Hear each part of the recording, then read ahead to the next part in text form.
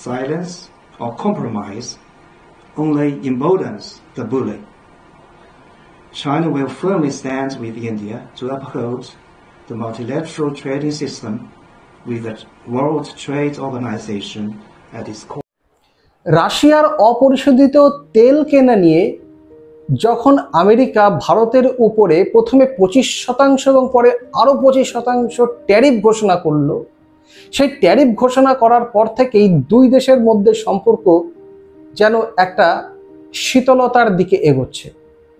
আর ঠিক এই শীতলতার মধ্যেই যে ভ্যাকুয়াম তৈরি হলো, যে ফাঁকা জায়গাটা তৈরি হলো, ঠিক সেই ফাঁকা জায়গাটা ভরাট করার জন্য ছুটে চলে আসলো চীন।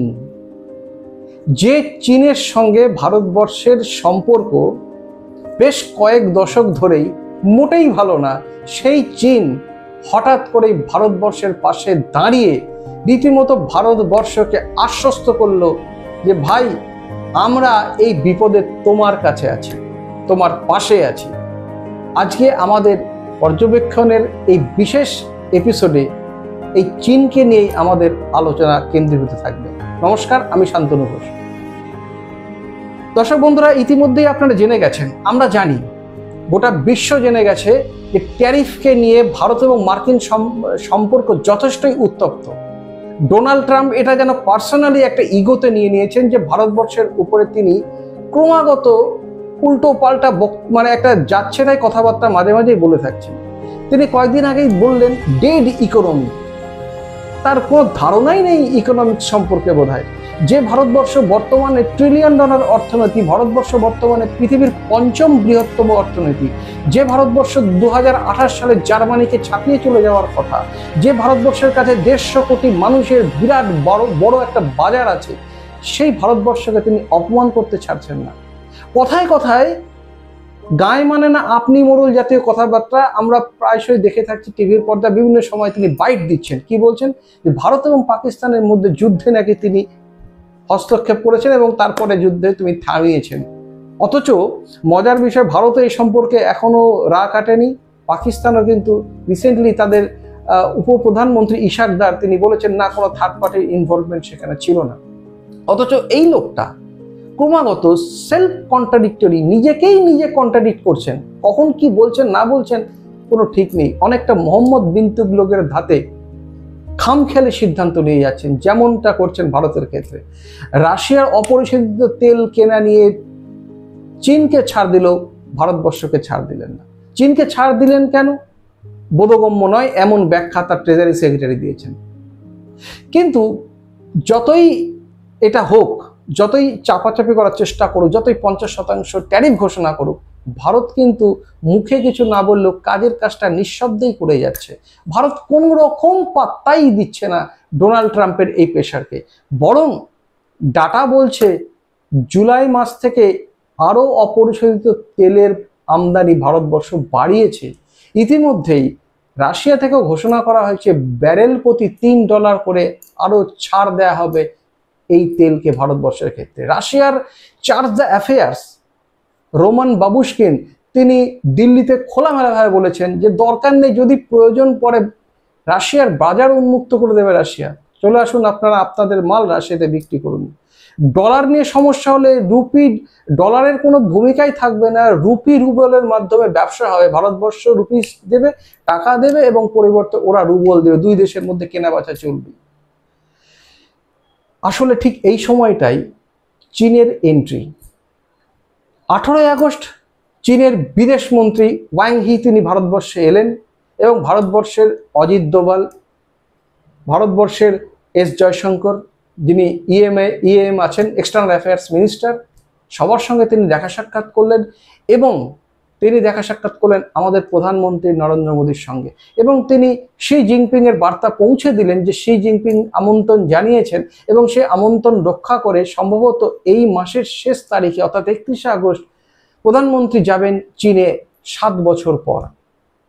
অর্থাৎ কোথাও যেন একটা ভূ রাজনৈতিক পরিবর্তনও আস্তে আস্তে গোটা বিশ্ববাসী দেখতে পাচ্ছে। এটা কিন্তু একটা বিশাল দিক, চীনের এই আগমন এবং চীনের ভারতের পাশে থাকা।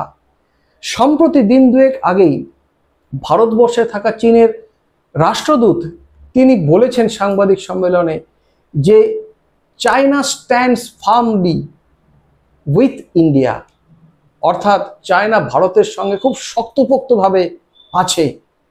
এটা একটা বিরাট মানে দাঁড়ায়। এখন প্রশ্ন হলো কথা এবং কাজের মধ্যে ডিফারেন্সটা থাকবে না তো? বিশ্বাস করা যেতে পারে কি চীনকে? এটা নিয়ে কিন্তু ভারতবর্ষের প্রত্যেকটা মানুষের মধ্যেই ডাউট আছে, ডাউট আমাদের মধ্যেও আছে। কারণ এমন একটা দেশ চীন, যেই চীনের সঙ্গে অতীতে পঞ্চশীল নীতিতে ভারতবর্ষ এবং চীনের পারস্পরিক সহাবস্থান, শান্তিপূর্ণ সহাবস্থানের মাধ্যমে থাকার কথা ছিল, কিন্তু তারপরে ৬২ সালের যুদ্ধ হয়। পরপর ১৮ সাল ডোকলামে দুটি দেশ প্রায় ২২ দেশের সৈন্যরা ৯০ দিনের মতো স্ট্যান্ড অফ অবস্থায় পজিশনের সামনাসামনি ছিল। তারপরে ২০২০ সালে গালোয়ানে তো রীতিমতো স্কার্মিশ হয়েছিল, দুই তরফের মধ্যে মানে একটা ব্যাপক রকমের হাতাহাতির পর্যায়ে গিয়েছিল। তাই ভারতবর্ষকে কিন্তু খুব সযত্নে পা ফেলতে হবে। এবারে এই বিষয়টা চীনের, এই বিষয় চীন ইতিমধ্যেই তাদের কাছ থেকে বলেছে তারা ফার্টিলাইজার্স বা রেয়ার আর্থ মিনারেলস যেগুলো ব্যাটারি তৈরি করার ক্ষেত্রে লাগে, ভারতবর্ষে এখন ব্যাটারির জন্য ভীষণ চাহিদা। এই ব্যাটারির জন্য যে খনিজ পদার্থ দরকার হয় সেটা চীনের কাছে প্রচুর পরিমাণে আছে। ভারতবর্ষের কাছে এটা অবারিত করতে চাইছে বা চীন রাজিও হয়েছে, যেটা জানা যাচ্ছে সূত্র মারফত। আবার তারা বলছে যে অসুবিধা নেই, ভারতবর্ষের মেন যেটা বিক্রি সেটা হচ্ছে ফার্মাসিউটিক্যালস, কটন বা গার্মেন্টস ইন্ডাস্ট্রি এবং সফটওয়্যার। বলেছে চীনের কাছে ১৫০ কোটি মানুষের বাজার আছে, তোমরা আমাদের এখানে বিক্রি করতে পারো। দর্শক বন্ধুরা, দুই দেশ মিলিয়ে প্রায় ১৫০ কোটি মানুষ কিন্তু এখানে আছেন। এটা একটা বড় ফ্যাক্টর। এই ৩০০ কোটি মানুষের বাজার কিন্তু নেহাতি কম নয়। তাই ৩০০ কোটি দেশের মানুষের বাজার যদি ধরা যায়, বিদেশের বাজার দরকার পড়বে না।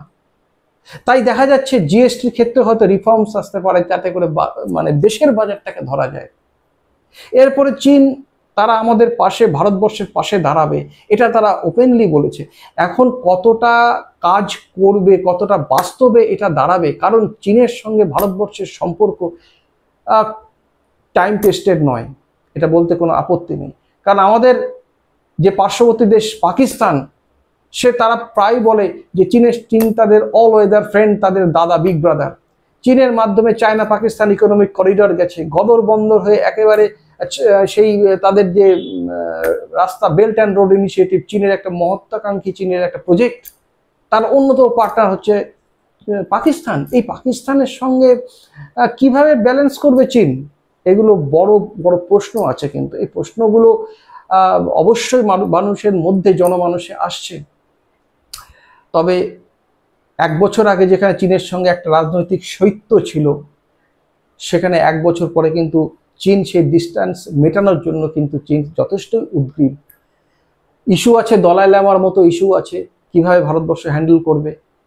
তিব্বত ইস্যু আছে, কিভাবে চীন হ্যান্ডেল করবে, ইত্যাদি ইত্যাদি রয়েছে। তবে এর মধ্যে যত কিছুই হোক, ভূ রাজনীতি তো ক্রমশ পরিবর্তনশীল। কে জানতো ট্রাম্প 2 এসে ভারতবর্ষের প্রতি এইরকম আচরণ করবে, যেখানে স্বয়ং আসিম মুনিরকে নিয়ে গিয়ে ভোজসভায় তিনি পিঠ চাপড়ে চাপড়ে খাওয়াচ্ছেন, আর ভারতবর্ষকে তিনি গালিগালাজ করছেন, ভারতবর্ষকে ডেড ইকোনমি বলছেন। কোন সাহস হয়, স্পর্ধা হয় ভারতবর্ষের মতো লার্জেস্ট ডেমোক্রেসিকে এই কথা বলার? ইতিমধ্যে এই সম্পর্কটা না 10 বছর যেন পিছিয়ে গিয়েছে। সিএনএনে ফরিদ জাকারিয়া নামক বিখ্যাত সাংবাদিক আছেন, তিনি পরিষ্কার বলেছেন যে ভারতবর্ষের মানুষের মধ্যে আমেরিকার সম্পর্কে ব্যাপক পরিমাণে ডিস্ট্রাস্ট, তাদের সম্পর্কে শ্রদ্ধা, ভক্তি বা ভালোবাসা বা বিশ্বাসটাই নড়ে গেছে। এখন এই জায়গাটায় আবার চীন এসে কতটা ভরাতে পারবে, তাদের কথা এবং কাজের মধ্যে কতটা ফারাক দূর হবে। কারণ অতীত বলে চীনকে ভারত ৬২ সালেও বিশ্বাস করেছিল, তার আগে কিন্তু প্রতিদান চীনের পক্ষ থেকে আসেনি। তবে ওই যে বললাম, আজ যে শত্রুকাল মিত্র হতে পারে। একটা সময় ইরানের সঙ্গে কিন্তু ইসরায়েলের সম্পর্ক মজবুত ছিল, কিন্তু আজকে আদায় কাঁচা কলায়। তাই সম্পর্ক মজবুত হওয়াটা অবশ্যই কাঙ্ক্ষিত, অবশ্যই ভালো হবে, কিন্তু প্রশ্ন একটাই, এই সম্পর্ক কতটা নিবিড় হবে সেটা দুই পক্ষের প্রকৃত, বিশেষ করে চীনের তরফ থেকে প্রকৃতই ইতিবাচক হতে গেলে তাকে কথায় না কাজের মাধ্যমে দেখাতে হবে। এখন কতটা সেই কাজ বাস্তবায়িত হয় সেটা সময়ই বলবে। আপনারা এই বিষয়ে অবশ্যই মন্তব্য করুন, কমেন্ট করুন, এবং আমাদের জিও পলিটিক্স কোন দিকে যেতে পারে অবশ্যই আপনাদের মতামত রাখুন। আপনাদের মতামত আমাদের খুবই গুরুত্বপূর্ণ। ভালো থাকবেন, শুভরাত্রি।